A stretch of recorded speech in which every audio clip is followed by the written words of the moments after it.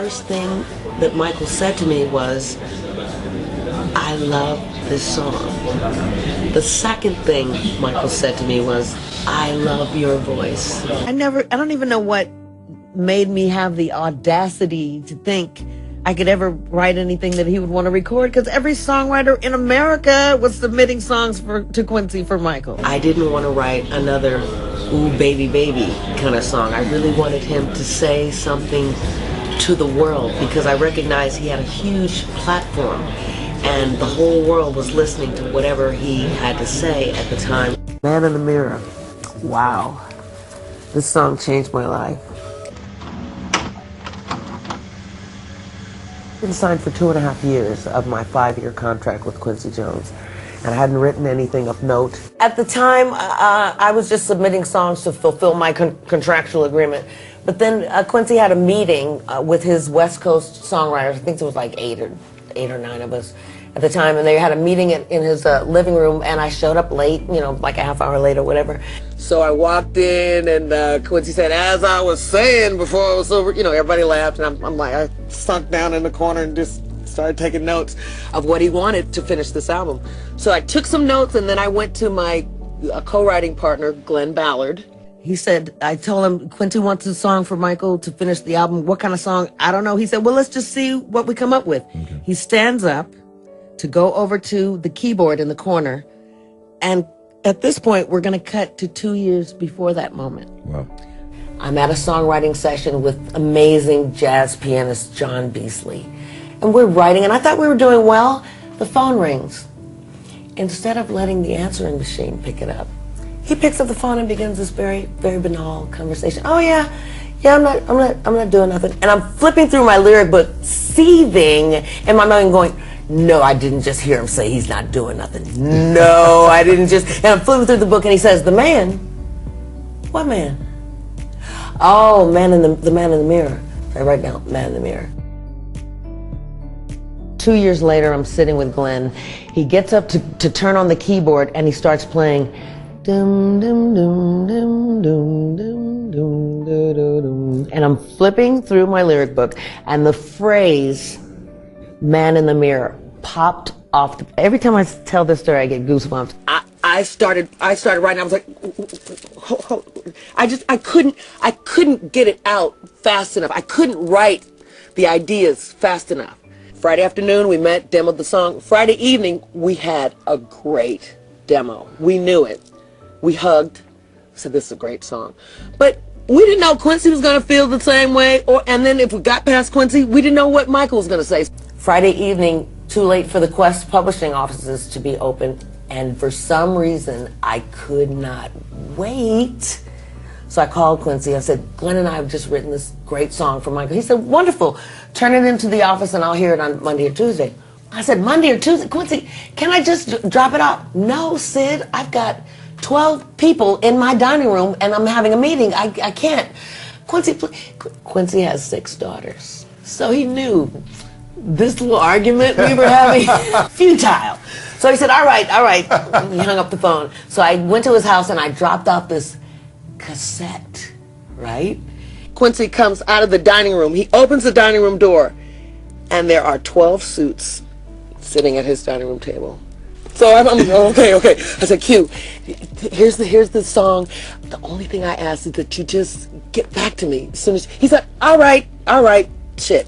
And he closed the door. And a few hours later, Quincy calls me at home and says, Sid, my nickname, this is the best song that I've heard in 10 years. And I'm like, and then he said, but, Michael, we've been in the studio for 2.5 years and Michael has yet to record a song he didn't write, so I don't know. But don't worry, if I don't record it with Michael on his album, I'll record it with James Ingram on my record. And I'm thinking, I mean, I love James as much as anybody, but Michael, so I had to let that go. And a couple of days later, Quincy called me and said, we in the studio recording your old piece of song. And I'm like, I couldn't believe what he was saying. And then I heard, but Michael has a problem with the chorus. And he said, he really wants you, he said, hold on, Sid. And then I hear, and Quincy said, yes, Sid, Michael really wants you to bring home the idea of the, hold on. He puts Michael on the phone. Oh my God, okay. But on the phone, how can I help you? The first thing that Michael said to me was, I love this song. The second thing Michael said to me was, I love your voice. I don't even know what made me have the audacity to think I could ever write anything that he would want to record, because every songwriter in America was submitting songs to Quincy for Michael. I didn't want to write another ooh baby baby kind of song. I really wanted him to say something to the world, because I recognized he had a huge platform and the whole world was listening to whatever he had to say at the time. When I first met Michael Jackson, it was in this room. And we spent a lot of time here recording Man in the Mirror. It was such a good feeling for someone like that to say, I want to do this like you did it. I mean, he's Michael Jackson, for God's sakes, you know. He could have done it any way he wanted to do it, but he wanted to do it like I did it. And that was just, for me, that was the highest compliment ever. When I recorded with Michael, I really got to know him a little bit, and we liked hanging out. He was fun. He always thought I was so crazy. Because when I met him, I wasn't the fan. I wasn't like, oh my God, I can't believe I'm meeting you. I was never that. Right. That time when we were recording, we spent a week in the studio together from the time we started recording Man in the Mirror. He's very smart. He's very smart. Smarter than I'd ever given him credit for. Very knowledgeable about being black. Really? Very knowledgeable about the struggle of black people in America. I didn't think he was even vaguely aware of that. But yeah, we had long conversations about that. Whoever it was, he made you feel as if he had as much to learn from you as you did from him. Most people of his celebrity, it's the opposite. Like, I know I'm the star, so you listen to me. But he wasn't like that, because he was like a sponge. He wanted to make himself better and better and better. So he looked at what everybody did and just took the best parts of what he liked from what they did, just to make what he does even better. He was such a perfectionist, and he only wanted to indulge or do something if he could make it his own and then be the best at it. He lived to find artists that he appreciated, and it doesn't have to be a singer or a dancer. You could be an actor or a chemist or whatever it was you were the best at, and Michael found you succeeding in your field, your chosen field of endeavor. He appreciated that. He learned from that. Man in the Mirror comes out. Yes. And it's like this global success sensation. Yes. What was the experience for you? It made me wish that I had done the back tour, because I rehearsed with him for like a week and a half. Okay. And then decided at the last minute that I wanted to make my own record, because my record company says, the single's coming out, and Man in the Mirror was just dropped, and I mean, I Just Can't Stop Loving You was just dropped, and Man in the Mirror's coming, so you need to have your own record. Okay. So I pulled out of the bad tour. Entered Sheryl Crow. Oh, Sheryl Crow took your place on the Bad tour. Yes, ma'am. Unbelievable. Yes, I do find it hard to believe. Wow. Now, one of my biggest regrets. Man in the Mirror was written specifically for Michael for the Bad album. And then when the next album, the Dangerous album, came out, Michael asked me, would you write me another song? When we were on tour, Michael decided he would only perform songs that were number ones. Yeah. And we were on stage for 2 hours. 2 hours of number one songs. You always singing your duet? I Just Can't Stop Loving You. He's grabbing my thigh for some reason. Oh my goodness. I don't know why. He just decided to do it that time. I don't know. He didn't do it every night. He didn't do it every night? No. Okay. So no romantic? No. No, just friends? Yeah. He's like the brother I never had. Yeah, is he? Okay. Very nice. I was getting bored, and I wanted to just spice it up a little bit. And I think I was told don't do that, Michael's not gonna like that, don't do that. I'm like, shut up, I'm gonna do what I wanna do. What's he gonna do, fire me? What, you know? So I got this wig, and I remember his face.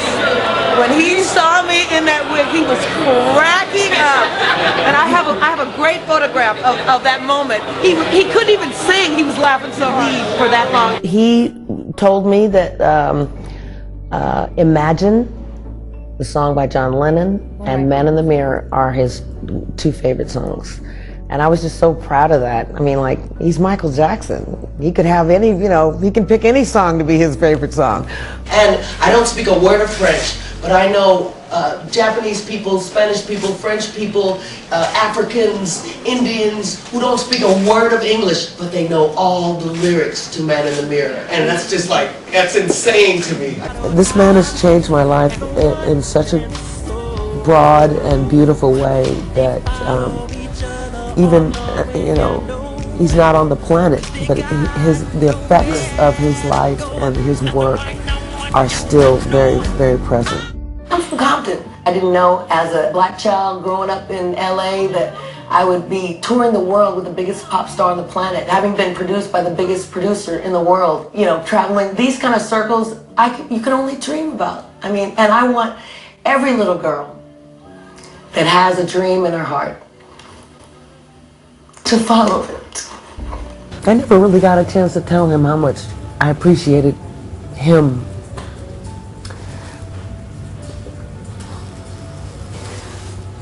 I'm sorry. You want to take a break? Mm-hmm.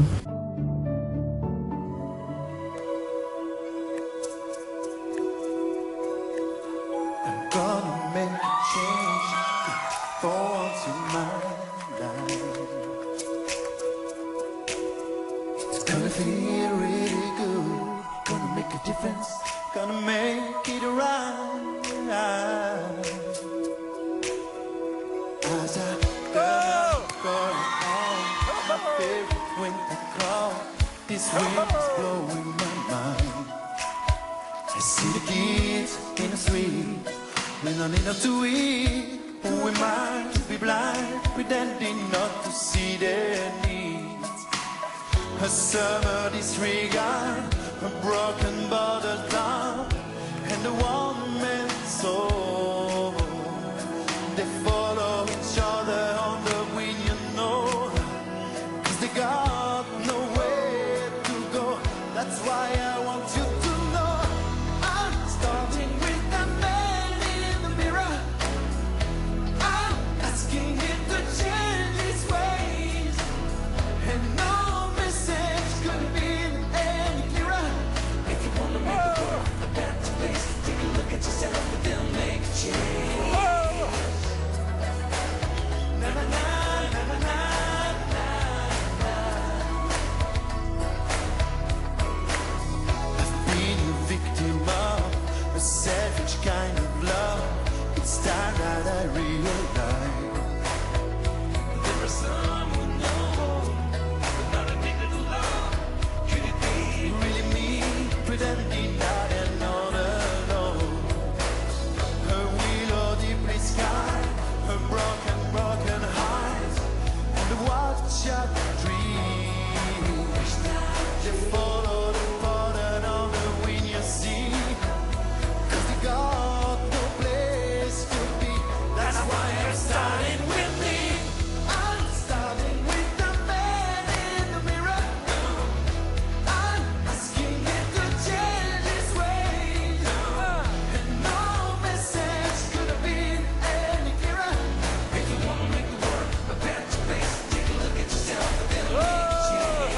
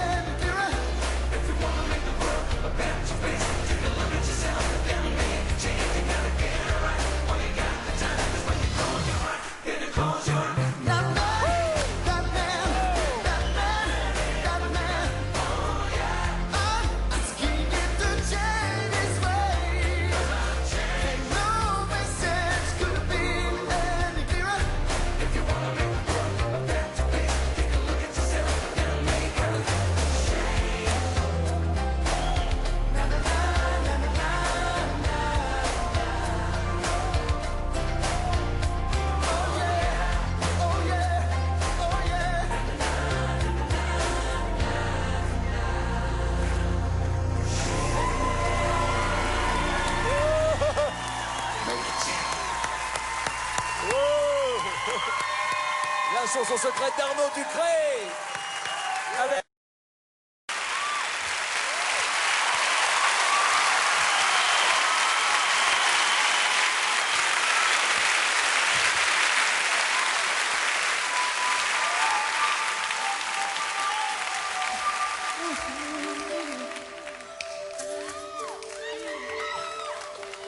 Gonna make a change for once in my life. It's gonna feel real good. Gonna make a difference. Gonna make it right. As I turn up the collar on my favorite winter coat, this wind is blowing my mind. I see the kids in the street with not enough to eat. Who am I to be blind?